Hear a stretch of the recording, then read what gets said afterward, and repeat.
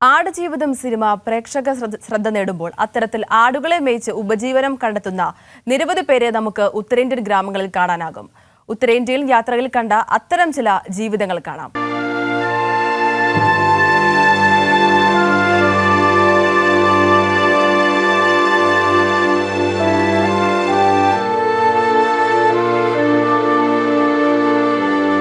ഇത് സൻസദ് പ്രധാൻ.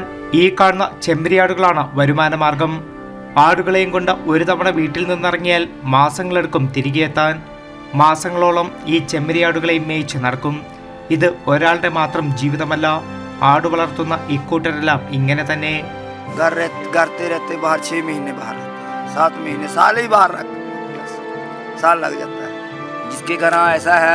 पिंड में थोड़ा बहुत जगह तो चला जाता, महीना 2 महीना ला लेता है, नहीं तो बाहर ही रहते हैं.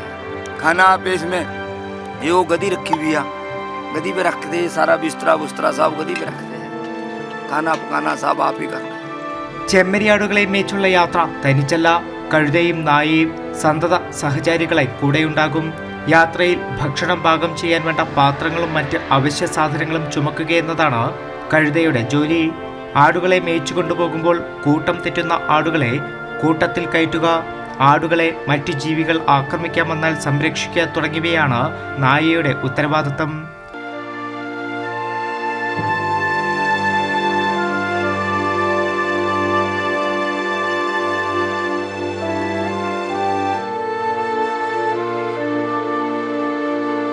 മുകളിൽ ആകാശവും താഴെ ഭൂമിയും.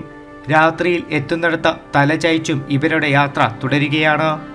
ചെമ്മരിയാടുകളെയും കൊണ്ട് ഓരോ തവണ ഇറങ്ങുമ്പോഴും മാസങ്ങൾക്ക് ശേഷമാണ് ഇവർ തിരിച്ച് സ്വന്തം വീട്ടിലേക്കെത്തുക.